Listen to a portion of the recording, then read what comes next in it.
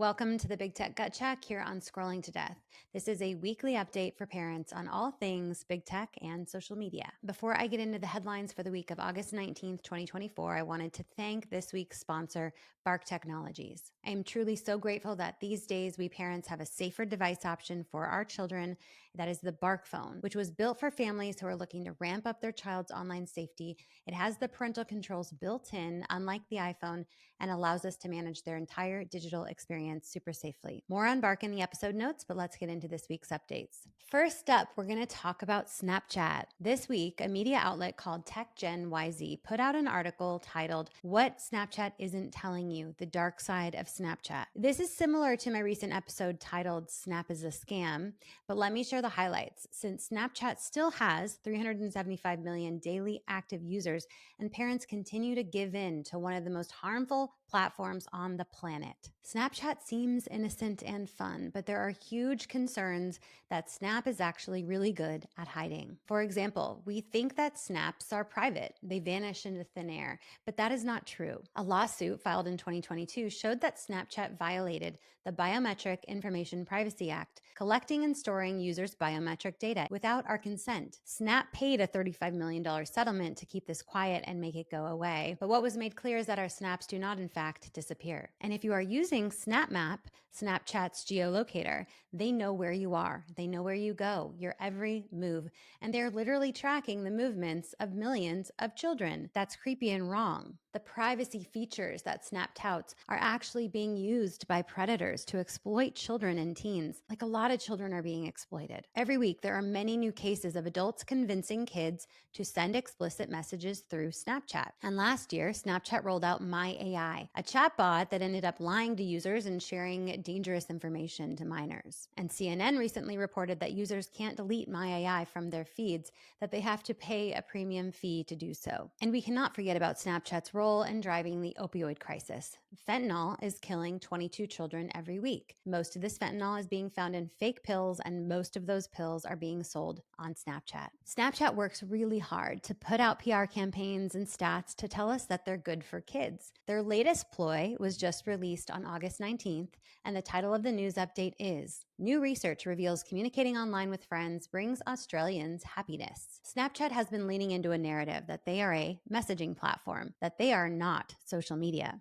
Even though Snapchat meets the exact definition of a social media platform, which is an interactive technology that facilitates the creation, sharing, and aggregation of content amongst virtual communities and networks. If Snapchat was just a messaging platform, then why does it have a For You feed with videos suggested to kids from anyone on Snapchat? That is a news feed, not a messaging function. If Snapchat was just a messaging platform, then why does it have a Snapchat geolocator where you can see all your friends on a map? See all your friends that are together and you weren't invited, where drug dealers are promoting their virtual drug menus to children near their location. That doesn't sound like a messaging functionality. So this Australian study put out by Snapchat looked into the role that online communication platforms play in relationships and well-being amongst Australian teens and adults. And here's what they found. 78% of Australians feel happy when direct messaging with family and close friends. Approximately 75% of the people surveyed report feeling happy when using messaging apps for communication, more happy than when they're using social media platforms. It was also found that messaging apps are more likely to support emotional health than social media platforms. This study is obviously and embarrassingly a ploy by Snapchat to try to differentiate themselves from other social media platforms. It's like they got in a room and were like, how can we convince everybody that we're not social media, but we actually are? They're doing this because social media is getting huge amounts of bad press, warnings from the US Surgeon General, best-selling books pointing out all the research that social media is bad for kids. And parents are realizing it. They're coming around to it, and they're restricting kids from accessing it. And Snapchat doesn't want any part in that. But Snapchat, you are social media. Everyone knows it, no matter how many billboards you plaster all over the country saying, less social media, more Snapchat. We're not fooled. Okay, enough of Snapchat. Let's talk about TikTok. The stack of lawsuits around TikTok grows higher and higher.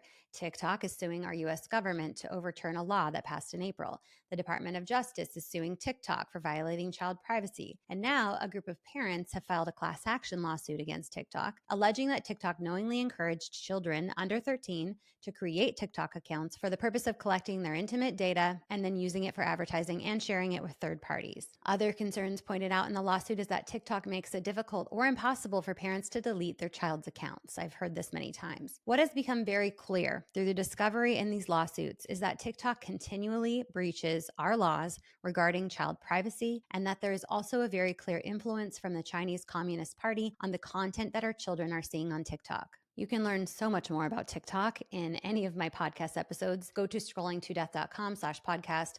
Type TikTok in the search bar. You'll be shocked at what I've learned recently about TikTok, particularly the connection to the CCP. Next up, school has started in some or most districts, and many are rolling out phone-free policies of varying degrees, my own school included. I'm seeing all kinds of approaches, from loosey-goosey policies where kids cannot use phones in the classroom, but you can use them in the hallways and at lunch, to the most strict bell-to-bell policies where phones are actually locked up in phone lockers or magnetic pouches. A ton of research has been done on the most effective way to keep phones out of kids' hands at school and why it is so important to do so. I won't go into all that detail here, but I have an interview coming soon with one of the founders of the Phone Free Schools movement. Her name is Kim Whitman. So if you are struggling with phone access in your kid's school, or maybe you're a teacher and you want to implement a stricter policy, go to phonefreeschoolsmovement.org. Download their administrator's toolkit. They spent over a year developing the ideal way to restrict phones in school, and I think eventually all schools will get there. It's just going to take time, but I love the momentum here, and I hope we continue to prioritize our children's well-being over their use of tech and our dependence on getting a hold of them. Lastly, a quick update on the Kids Online Safety Act, or KOSA. Over the next few weeks, I'm going to be spending a lot of time talking about KOSA,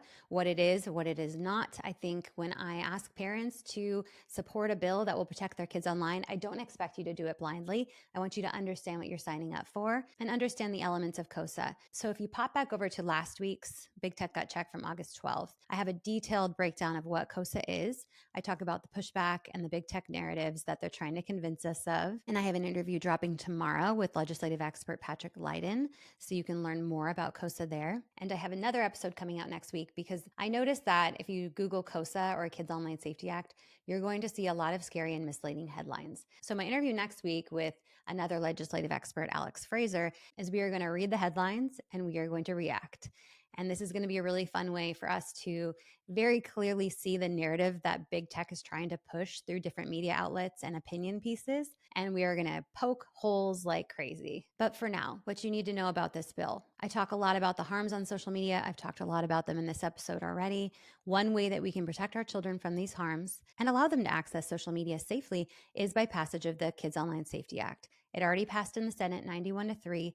We need it to pass through the House of Representatives now. You can support kids' online safety by going to house.gov, put in your zip code, find out who your representative is, message them or call them and ask them to co-sponsor KOSA, to support KOSA, tell them a story, whatever you're feeling. But if you're desperate like me when it comes to social media access and our children and concerned about it, this is one way we can get our kids protected online. That is it for this week on the Big Tech Gut Check here on Scrolling to Death.